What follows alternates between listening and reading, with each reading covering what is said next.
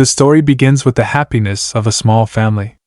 Kyle and Nicole live happily with their daughter named Justine and son named Jason. They love each other and cherish every moment together. However, one bad destiny suddenly changes everything. One day, as this small family is enjoying their day together, Kyle's suddenly having a heart attack. The happiness they feel comes to a halt due to this unexpected incident. A year passes since that tragic event, and Nicole and their 2 children decide to start a new life in a foreign city. Despite the healing process from the wounds of the past, this change is full of hope. When they arrive in their new home, no one knows that Jason brought a rifle he hopes to play with to start anew. However, Justine accidentally discovers her brother's plan. Sudden anger fills Justine's heart because she doesn't want to bring their father's old belongings to the new home. Out of frustration, Jason then haphazardly throws a ball, inadvertently hitting their neighbor named Chad. This incident marks the unexpected beginning of their introduction. After the conversation, Jason and his family start to tidy up and arrange their new home.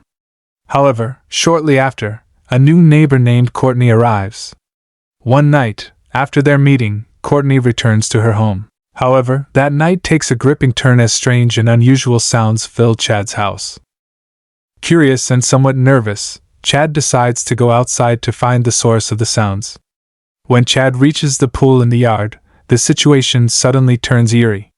Chad is attacked by an unknown figure. The attack causes Chad to fall and plunge into the pool. The chaos ends tragically, leaving Chad in an irreparable condition and resulting in his death. The next day, Jason and Justine begin their day by going to school where their mother teaches. The school became the place where Jason and Justine studied. Jason started his day enthusiastically at his new school, where he met a friend named Daniel. And Jason learned that Daniel actively participated in the school's wrestling club.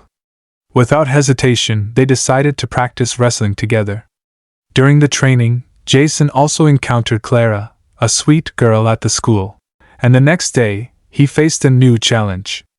Without money, he felt confused about what to do, but then Courtney appeared with a job offer.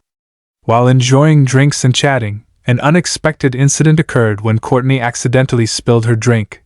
Jason couldn't stand the awkward situation of Courtney's wet skirt, but suddenly they decided to having hormone activities. After hormoning, Courtney gave Jason some money as a reward for what he did. Jason felt happy to receive the money, and as he was about to leave Courtney's house, he decided to take a shower first.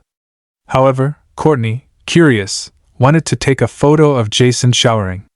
Sometime later, Jason was seen meeting Karen, a new acquaintance introduced by Courtney. Because Karen excitedly saw Jason, she immediately invited him to doing hormone activities. However, Jason politely declined the invitation, which disappointed Karen. After the meeting with Karen, Jason went straight to Courtney to express his dissatisfaction with the job given. He stated that the job did not meet his expectations.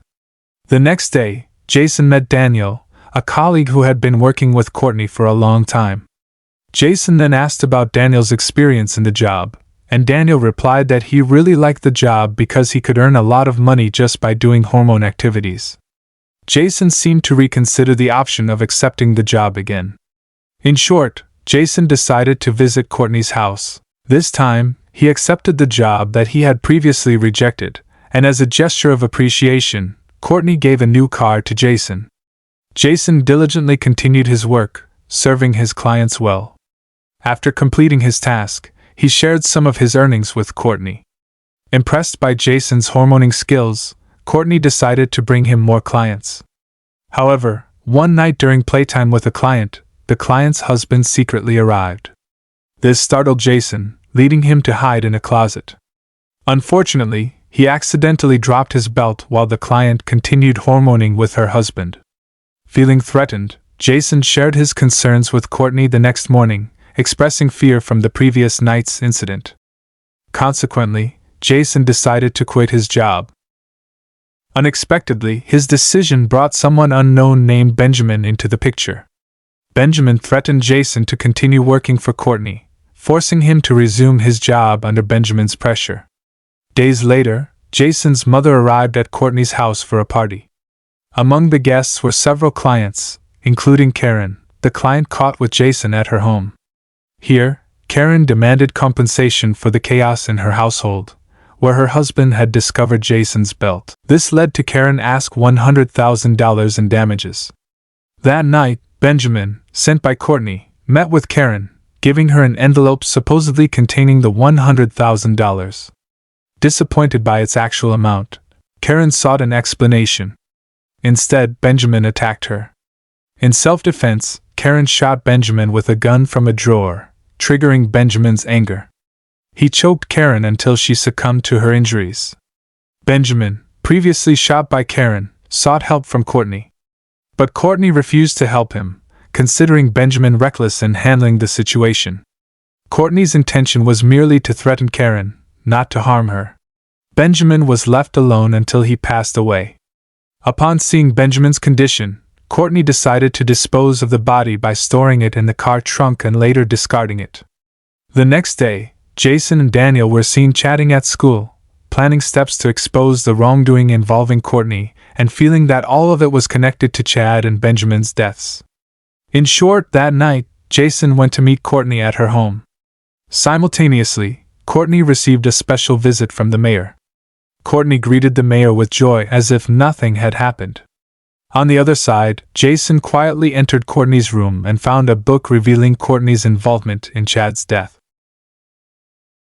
However, Jason was caught red-handed by the mayor when attempting to take the book, resulting in an injury to the mayor. As Jason tried to leave, Courtney appeared, threatening him. Meanwhile, the mayor decided not to intervene in their affairs and left. Jason was then instructed to go to the car garage, where he was handcuffed by Courtney. Meanwhile, Jason's mother witnessed her son in danger. When she tried to save him, a fight ensued with Courtney. Jason's mother then stabbed Courtney with a screwdriver. Jason's mother attempted to rescue him, and in the process, Courtney tried to shoot them. However, Justine arrived and stopped Courtney by shooting her with their father's rifle. In short, 6 months passed since the incident. They decided to return to their old home and live a happier life. And the movie ends.